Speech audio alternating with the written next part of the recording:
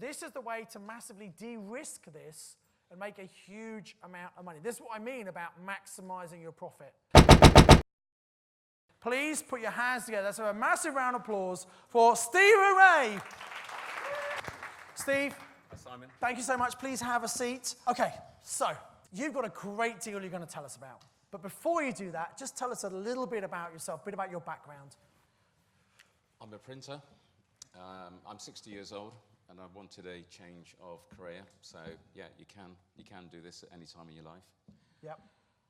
I wanted to better myself. I was talking to my friend Tim Matcham, and Tim, who's done this course, recommended I came on it, and it's been a massive thing for me. Cool. So I'm getting emotional now. Oh, that's okay. That's okay. You're amongst friends. So thank you. And you've done really well, Steve. So let's talk about this deal and give us a little bit of background on how you found this property, first of all, and before I go through any of the numbers. Okay, it's in the town I live.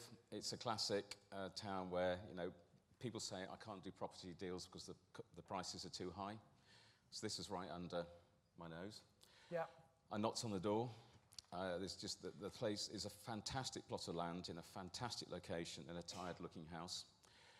And I thought, well, there's got to be possibilities there somehow. So I just knocked on the door and said, if you ever want to sell, I'll be interested. So this was not on the market. No.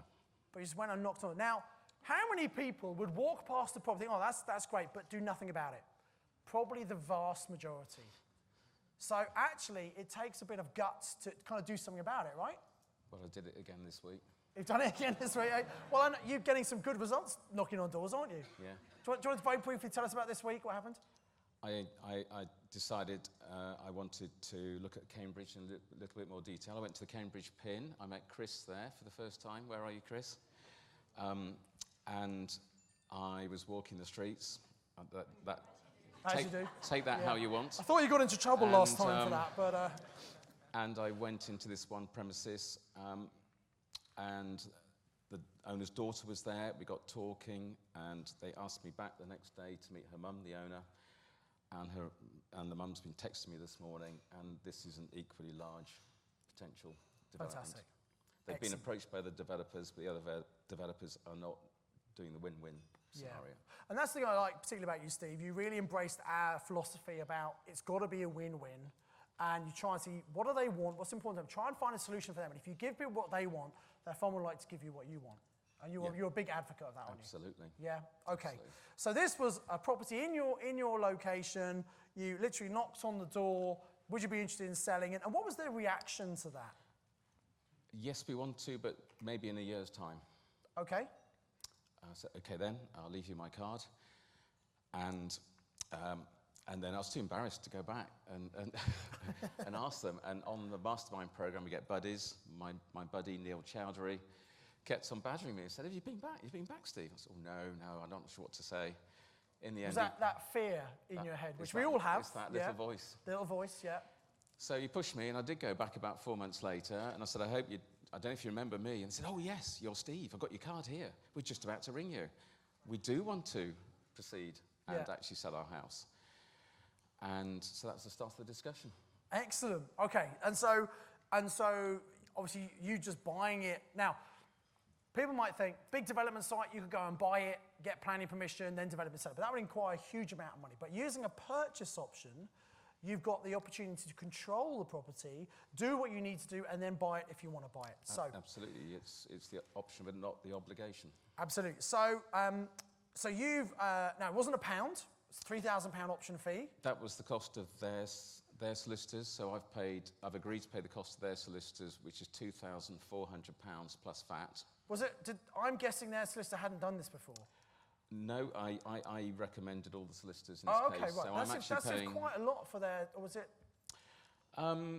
Yeah, it's a biggish deal. Their original quote was twice that. Right, so that's actually, a lot. So once we agreed what the actual terms were, what they were doing, but I was actually quite happy to pay that. It's a good.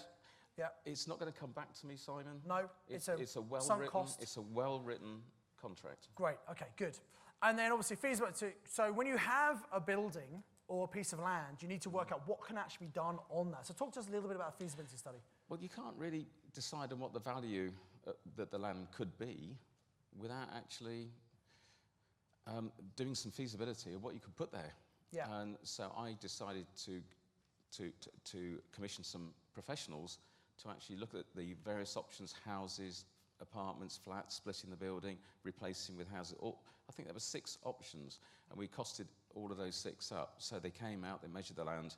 So that's £5,000 including VAT. It's a lot of money, but I just got this feeling that, well, this place was just obviously right for development. So, but it allowed me to work back to what I needed to buy the land for.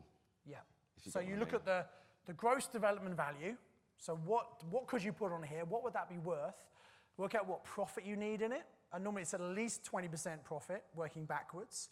Then work out, okay, what are all the build costs and all the professional fees, the finance costs, and everything, work back to how much you can actually afford to pay for the land. So that's how you basically value what you can do with something. Yep. Okay, Yep. Great.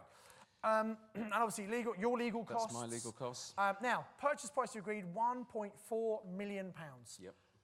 Who sitting in the room before today might think they could never do a purchase of 1.4 million? Show of hands. You've obviously got more money than I thought, but you know, this is how you do it. Okay, so 1.4 million agreed. Now, you said that other people had approached them because other people identified it. Yep. And other people offered less, more. 1.5 million. So someone else offered more money. Yep. But why did they want to deal with you? They had an uneasy feeling about them. Right. I was just trying to get a win-win. I was trying to help them move on with their life. They opened up as to where they were going, what they were doing. So it's sort of all smoothed into one nice process. But coming at it from that approach about really wanting to ask them questions and understand what's right for them and structure a deal that works for them, I think people sense that you're trying to help them, don't they? Yeah. They can pick it up. Yeah. Yeah. Okay. But that discussion, you know, on Mastermind, you get given coaches. Yeah. And my coach, you gave me Paul Collier. Yeah. Who we're going to see in a moment. Okay, who's probably the best, one of the best in the UK. And so actually, Paul just helped me through this. It was, it's phenomenal, and that's the benefit of the Mastermind program. Absolutely. And then surveys now. Done those. Architects, you don't have to do that right now. So you've spent some money now to get it to the point. And Surveys, I've just done ecological, topographical, and arboreal. So you have to do those for the architects to know where the building can sit. Yes. Yeah. We're going. The architects start on Monday. We go into pre-app 2 weeks on Monday, and then we go into full planning after that. Fantastic. So not all of that planning cost, those architects, is going to be... No, because a lot of that, in fact, most of the architects' costs are once you're into the real detail drawings. The actual schematics are actually about another 5,000. So you can often get the initial planning, outline planning, and then you could sell it to someone with outline planning and they could do the detail, or you could do the detail yourself, yeah? Yes. Yeah, okay, correct. but that's... So in other words, if we look at all the costs, and you wouldn't put in all the architect fees, but add it all together, about 66,000, I think. Which some people might say, well, I don't have that money. Doesn't have to be your money. There's a lot of profit in this. You could do a joint venture or just do a loan, get other people to put cash in. So now, once you've got the planning permission, it's going to increase the value of the land, in this case, to £2 million, based on what do you think, what do you actually want to put on there? What's the best plan? We've looked at so many options. We looked at assisted living, looked at houses, townhouses, apartments. This town is very specific in the Warwickshire Shires as a place where you go to once you retire. That's its niche. So it was the first town in Warwickshire where Waitrose put a store, for the reason you got lots of people with lots of time with lots of money. So it's going to be aimed at the downsizers retiring who want an apartment dead central, bang in the middle of town, with a lot of beautiful security and trees around. So it's private estate, but it's the location. You walk out the door and you're straight into the middle of the town. It's phenomenal location. So based on the end, what you're going to do, the NGV, the land's worth $2 million. Now here's an interesting point. Possibly. Or more, maybe? Well, it depends what somebody's prepared to give you. So it'll be what it is, but that figures... And it, obviously, you can get a risk valuation based on what you want to do, what they think it's going to be worth. Yeah? So here's the point. If you decide to buy this and move forward, because the land could be worth $2 million and you buy for 1.4, that's 70%. You could come to someone like Crowd Property And in this case, Crowd Property would give you all the money to buy it. Well, actually, they helped me get this deal. I was at a property event. Crowd Property got a stand there. And I was just explaining I was in discussions, very early discussions. And they said, would you like a letter of comfort, letter of intent? And I sent them my proposals, my feasibility study, this thing that I paid for, which is really, that's massively important to these people. Yeah. On the back of that feasibility study, the very next day, they gave me a letter that just said, we're prepared to fund this entire scheme. So on the Monday morning when I went for a meeting, as Paul Collier taught me, you've got to bring out their fears. And so I said, I bet you're wondering if actually I've got the capital to see this through. Yeah. I said, just to answer that, if that is a worry of yours, I've got this letter for you. And I just put it across the table and just said nothing. Yeah. And they said, great, right now, about the price. Yeah, exactly. So they helped me get it. And it's giving that Crowd confidence. Property Because if someone's got a big house could take a long time to sell, right? Yes, yeah. So that's one problem. They just put it on the market. And then also, you know, there are a lot of idiots in property who look at things they just can't afford and they don't know about these kind of strategies. And, you know, we all know they're out there. So they want to make sure that you guys aren't idiots. They want to make sure that you can actually deliver. So having that kind of support is pretty powerful, right? It's phenomenal. It was a major part for me. Gives that certainty. Fantastic. Okay. Now let's look at actually buying it, developing it, the land cost with the stamp duty on there, and the bill costs, professional warranties, professional selling fees, etc. So it's about £4 million. Yeah, to one build thing is through. the finance cost is not on there yet. It's not, no. The one thing, anybody there who's checking me out has said you can't buy that plot for 85,000 stamp duty. It's actually one house and 2 apartments. Right. So you can... Multiple dwelling relief. Multiple dwelling relief. Yeah. In case you want to catch me out. Yeah. I'm sure Richard's trying to do it. I'm going to ask you about that, but that's good, okay. And obviously finance costs as well, depending when you finance it. Yeah, I haven't included finance costs because I'm just, the slide which is like the profit, as it were, it's for me, it's the stakeholders. So I include the finances in that. Got it. So GDV, well over 5 million, and so all the stakeholders, so including the people who lend the money, 1.7, almost 1.75 million. Well, I didn't take the highest GDV figure.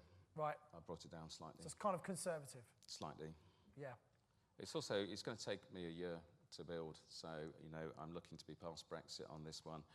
I'm going to be trying to sell off plan as well for some of the others so people can actually specify, because this is luxury end, so people are going to want to put their own. So that's really important, just make sure everyone's got that. So when you're selling properties, rather than getting them all done, then putting on the market and having all of them flood the market, it's a really smart idea when you're doing bigger deals like this to try and sell them off plan so you get some computer-generated images, CGIs, to what it will actually look like. And then you can work with some of the bigger, better estate agents, and they have people who want to buy these things. And the benefit for the buyer, they can come and exchange contracts. They do effectively an EDC. They'll exchange contracts, they complete when it's done. They put down a deposit, typically 10%, and they're then committed to buy. So it gives a lot of reassurance to the developer and also the financiers that obviously there's an exit strategy. And the reason people do it is, you know, you've got to say, right, rather than getting a house that might not quite be right for you, if you put down your deposit, we will let you have a hand in how we actually finish it off. We might have 3 different kitchen ranges with a certain price bracket. You can pick whichever one you want. So someone gets a brand new property, but tailor-made to the kitchen they want, the carpets they want, the tiles they want, and it feels like their own, which means they're not all then identical, which is a really smart thing to do. And because they've exchanged, they're committed to buy. So obviously you're prepared to tweak it to them because they have to buy the property. Well, you can make profit on that because they generally specify stuff. You say, oh, you've got this band of kitchens to buy, and they say, oh no, I want to go for that handmade one. Okay, and that's fine, but that will cost you an extra 20,000. And there's extra the add-on, yes, absolutely, yeah. So most of the guys who do this always make extra money by the upgrades. Because the people who are going to buy these high-end properties, they've got the money to do that. And especially if it's their downscale retirement, they're going to live here for life now. They want it to be a great property. So that's a huge amount of profit to make.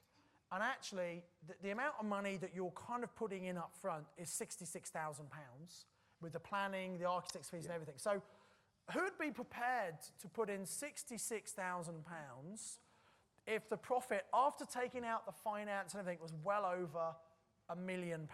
Who'd be happy to do that? Yeah. Who didn't hear the question? Because again, if you think, but I don't have the £66,000, you've not been listening. It doesn't have to be your money. And is there a little bit of profit in there to maybe attract some other people in to get them to put the money in?